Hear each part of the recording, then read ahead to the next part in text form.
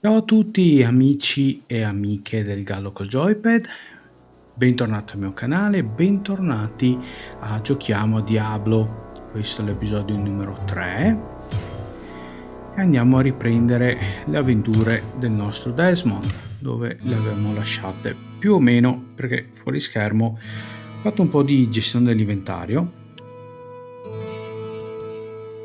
Allora, ho comprato uno scudo, sono disfatto delle armi in più. C'è un arco.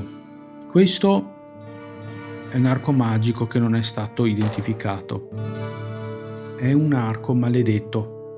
Arco dell'atropia, riduce la destrezza di 4 o 5 punti. Ora, un piccolo trucchetto, soprattutto all'inizio quando bisogna stare attenti alle monete d'oro. Ricordiamoci che identificare un oggetto magico costa in pratica 100 monete d'oro, l'equivalente di una pergamena dell'identificazione, o a chiedere a Kane l'anziano l'identificazione di persona. Quindi se identifichiamo qualcosa dobbiamo cercare almeno di guadagnare più di 100 monete d'oro. Ora l'arco, se io provo a venderlo a visual, vale 25. Se lo identifico ed è maledetto vale 1, ok?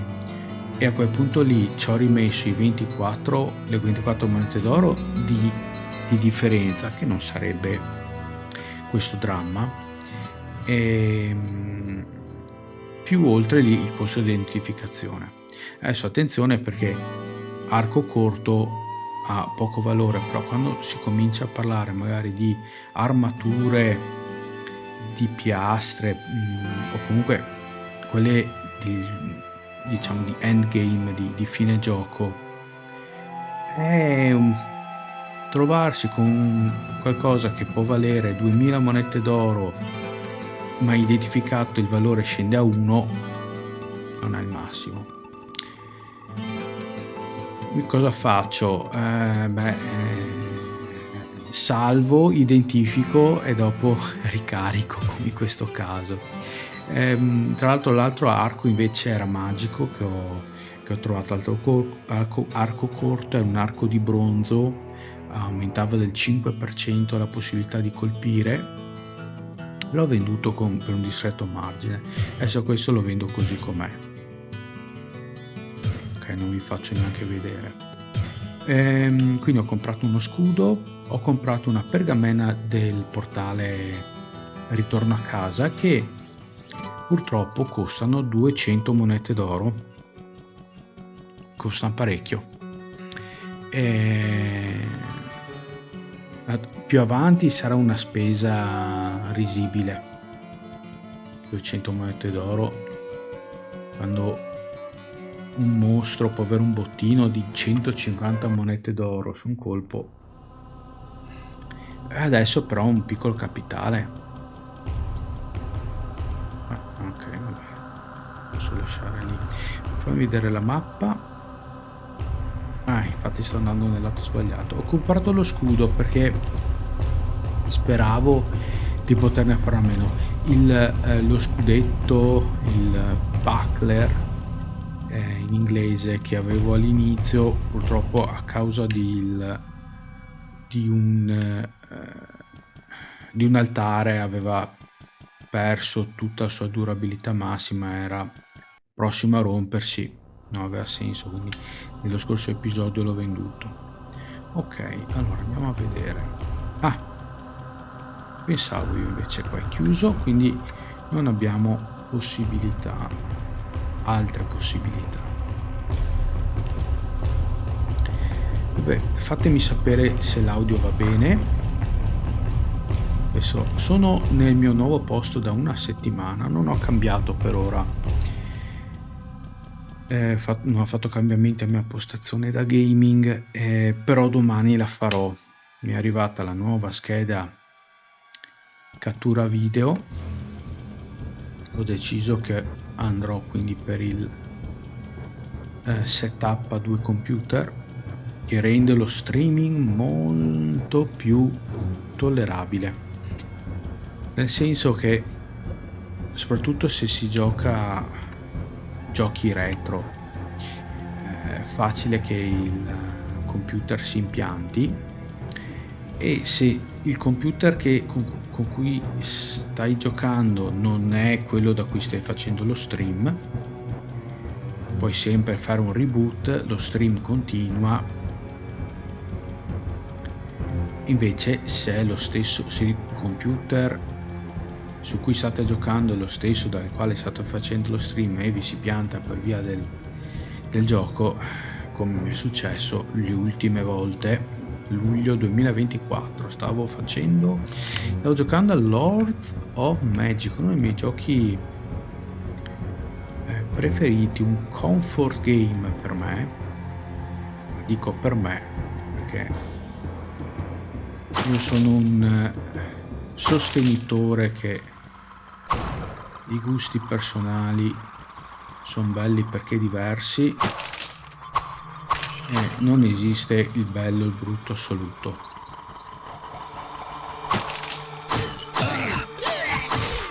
Un gioco che a me non piace o a cui non sono bravo necessariamente non è necessariamente un brutto gioco, è semplicemente un gioco pensato per un'altra persona. Lords of Magic, gioco del fine anni 90, uscito per Windows 95 ancora. È un gioco che ogni tanto mi piace giocare, è uno dei primi che ho registrato sul mio canale iniziale di gaming, un bastone della guarigione che non posso usare. Avrei bisogno di un bel boost alla magia, può essere molto utile. Parentesi, non penso, ritorno al discorso fatto in altre occasioni, non penso sia una buona idea investire punti nella caratteristica magia di un guerriero. Se riuscite magari con un oggetto magico ad aumentarla quei punti necessari per poter usare gli incantesimi base, guarigione e l'ho parato, e portale di ritorno, Town Portal, basta così. Il resto secondo me è sprecato, un po' come in Diablo 2 quando è il paladino, se stai andando per un paladino che si concentra su Holy Shock e Zeal, soprattutto Zeal in genere, aggiungere punti mana, cioè punti al punteggio magia per aumentare i punti mana è ritenuto, almeno era ritenuto 20 anni fa, quando ancora consultavo le guide sull'argomento, è ritenuto uno spreco. Comunque dicevo, è bello, non è bello ciò che è bello ciò che piace, è detta in maniera un po' all'italiana cacciarola. Sì, Lords of Magic, stavo dicendo, è un gioco di strategia. Giocandoci adesso, dopo aver giocato a Total War Warhammer 3, vedo molte cose simili. Naturalmente a distanza di 20 anni, 20 o 25 anni da uno all'altro. Però il genere è quello. I combattimenti sono in scala ancora più ridotta, puoi controllare i singoli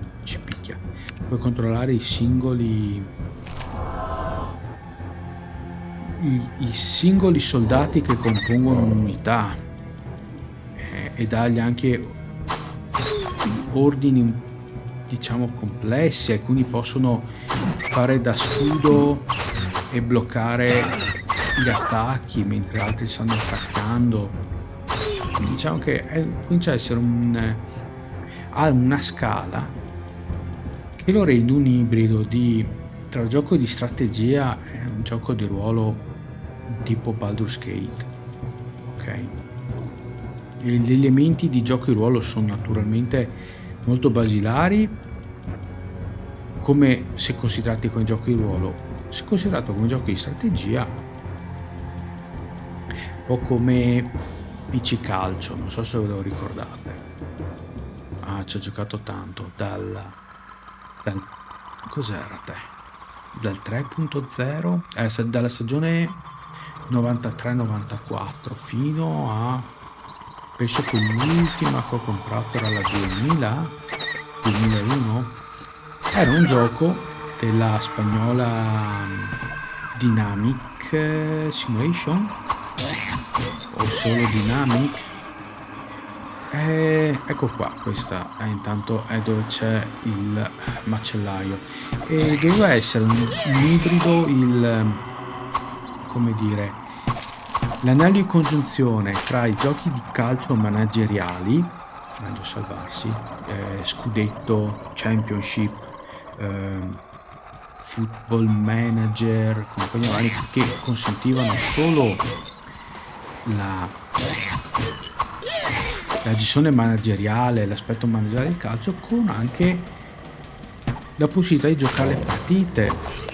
Certo è che di per sé il motore del gioco e quant'altro non erano a livelli di un FIFA, di un Winning Eleven, Pro Evolution Soccer e via discorrendo. Era abbastanza elementare, neanche di un Sensible Soccer. Ci ho rigiocato di recente a quello 95-96 e il calcio giocato era...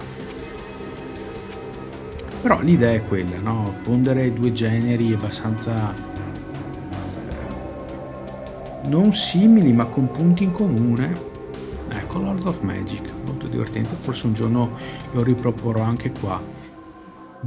È solo in inglese, ma penso che sia stato tradotto in tedesco e francese, non c'è italiano, ma non è neanche che ci sia chissà che da seguire di testo. Allora, siamo pronti per il butcher. Io mi risalvo. Fresh meat. Ok. Come guerriero non c'è molto da dire.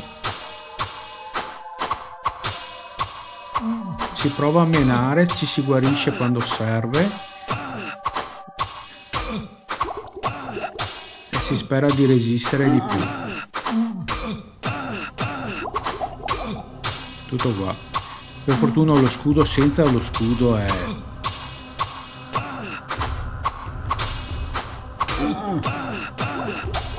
Tanto mi sta massacrando. Scudo, armatura, elmo. Qualche colpo l'ho messo a segno. Sto finendo le pozioni.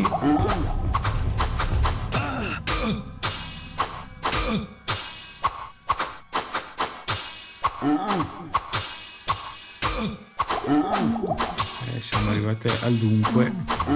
O va giù o vado giù io.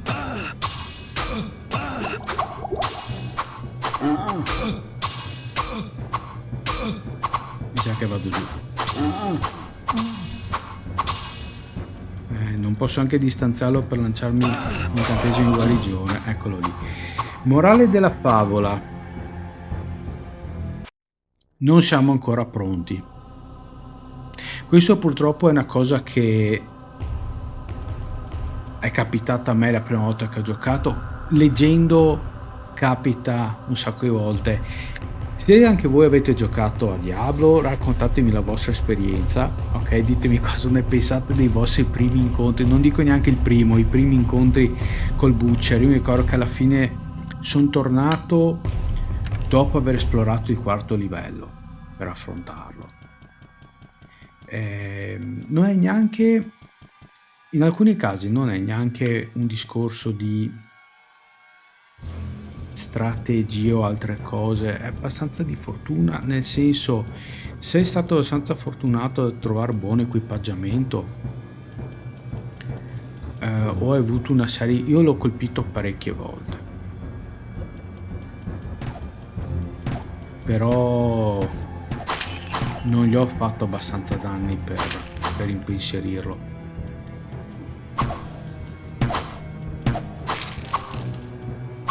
È anche vero che a livello equipaggiamento non sono proprio messo bene, insomma.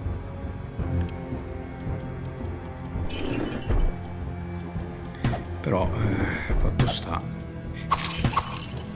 E devo dire anche, vista la difficoltà dell'incontro col macellaio, la ricompensa per sconfiggerlo è un po' così. Non mi pare che la missione in sé abbia una ricompensa. Lui però lascia giù la sua arma, la mannaia, che è un'arma particolare. Intanto qui abbiamo invece un'altra location importante, un passaggio oscuro. Vi ricordate che Pepin ci ha detto che il villaggio è in difficoltà perché le fonti d'acqua sono state contaminate? E infatti all'inizio della partita, forse ci avete fatto caso, la fontana d'acqua dove c'è Deck Arcane era secca o giallastra, non si capisce se sia melma gialla o se sia secca, ok? Quello è piccoli dettagli del gioco che aiutano. Andiamo dentro, quindi andiamo a risolvere. Ok, ci sono dei carver che letteralmente vuol dire intagliatore, e siamo passati il livello. Questo potrebbe darci un bel aiuto contro il butcher, ok? Allora io andrei, caspita, io andrei per la destrezza, però per migliorare le mie abilità e la rapidità nel bloccare i colpi e migliorare la mia precisione nei colpi, perché eccolo là, abbiamo aumentato sia la nostra classe armatura che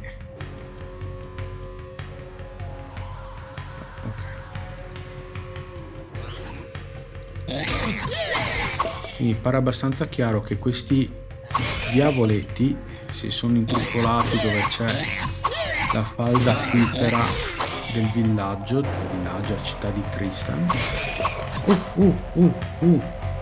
Un'ascia piccola. Allora, le asce sono le armi a due mani per antonomasia. Tutte le asce sono armi a due mani. E non tutte le spade e le mazze sono armi a una mano. Esistono anche spade a due mani. Un altro arco. La katana appare come un'arma, ecco, una particolarità. Dato che quasi tutte le mazze, quasi tutte le spade sono una mano, penso ci sia una mazza a due mani che è il maglio e una spada a due mani che è la katana. Forse c'è un altro spadone. Comunque non hanno un loro sprite, quindi il personaggio sembra che sta tenendo comunque un'arma a una mano. Le asce invece sono tutte a due mani. Ok, questa è un'ascia piccola, fa da 2 a 10 danni, quindi danno notevole. Però vi faccio vedere il problemino. Ovviamente non si può usare lo scudo e anche l'animazione di attacco non è molto veloce. Ok, questo può andare bene per l'esplorazione normale, e lasciamo giù questa piuttosto, la porto via. Contro il macellaio andare senza scudo è un suicidio. Quindi no, avete visto anche voi quanti colpi ho bloccato con lo scudo. Pensate se non avendo lo scudo Allora, c'è una Morning Star.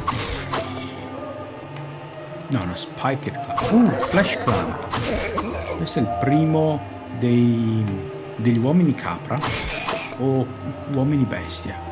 Non mi ricordo qual è la... Comunque sono decisamente più impegnativi del...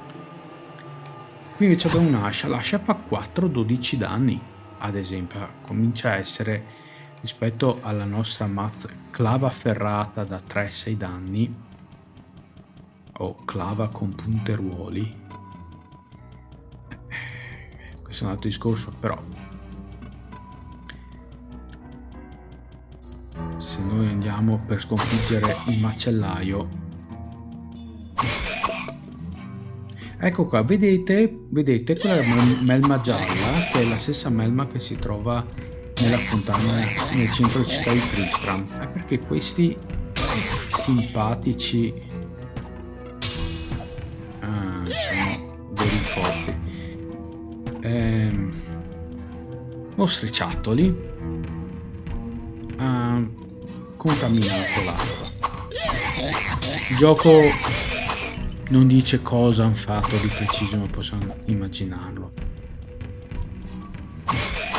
Ok, se sbaglio eccoli là, degli uomini capra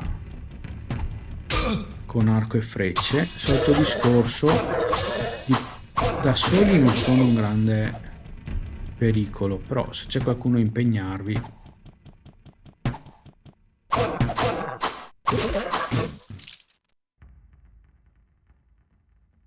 Ok,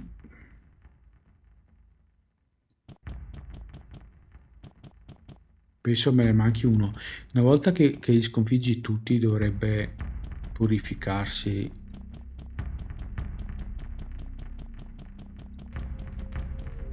Quindi mi manca ancora qualcuno.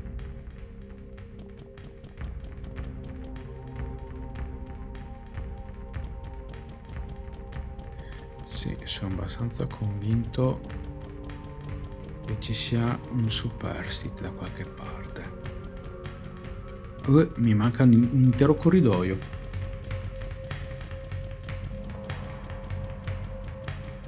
Dopo, se ci avanza tempo, eccoli qua. Sicuramente dovremo passare al villaggio, in città, per riscuotere la ricompensa, che dovrebbe essere un elisir che aumenta le nostre caratteristiche. Quindi un ottimo... Ecco qua, avete sentito la tromba, lo squillo di tromba? Ecco, direi che avevamo concluso la missione e l'acqua dovrebbe essere tornata limpida.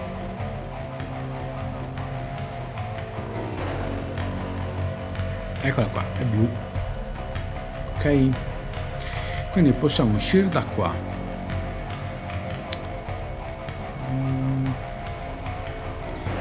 Non so se valga la pena provare già. Io direi che possiamo fare un tentativo, tanto il macellaio è qua vicino. Non ho trovato pozioni di... Ho una pergamena del fulmine.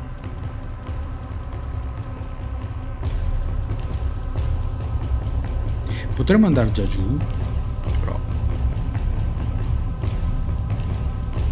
Aspettate, mi manca questo pezzo qui. Così pare. Oh, chi sono? Sempre carcasse in putrefazione. Allora... un mostro unico. Ok, quando vedete quell'aura luminosa, adesso a tutti piace parlare di aura di qua, aura di là. Ok, quella luminescenza, per me l'unica aura è l'abilità che hanno i paladini in Diablo 2 e i paladini in World of Warcraft Classic. Quella è l'unica aura che riconosco.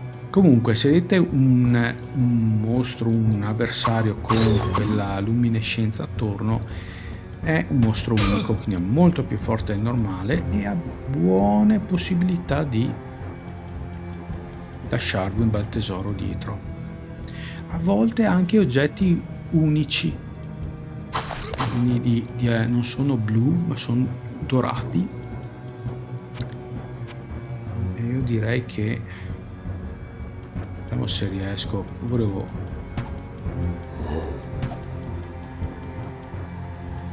Ok, pronti a guarire.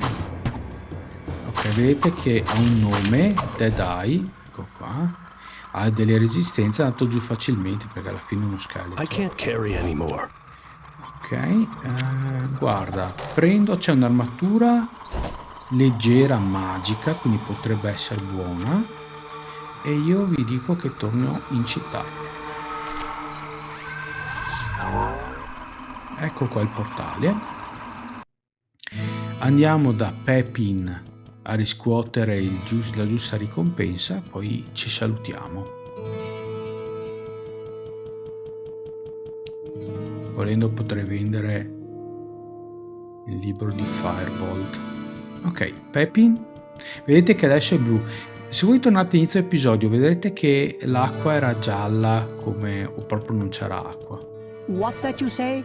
The mere presence of the demons has caused the water to become tainted? Oh, truly a great evil lurks beneath our town, but your perseverance and courage gives us hope. Please, take this ring. Perhaps it will aid you in the destruction of such vile creatures. E abbiamo avuto anche un oggetto magico importante, un anello della verità, che andrò subito a identificare. Ecco qua, è un oggetto unico. Da 10 punti ferita, aumenta le mie resistenze al 10% e assorbe un punto di danno quando vengo colpito dai nemici, che vuol dire parecchio. Bene, con questo è tutto. Io adesso salvo. Probabilmente, sempre per salvare tempo, farò il riconoscimento degli oggetti magici e compra, vendita, permuta di oggetti tra un episodio e l'altro. E io intanto vi saluto, vi ringrazio per aver guardato questo video fino alla fine. Se avete domande, suggerimenti o altre cose, scrivetemi un commento. Se volete rievocare i vostri primi incontri col macellaio, ben venga. Io vi aspetto al prossimo video. Ciao!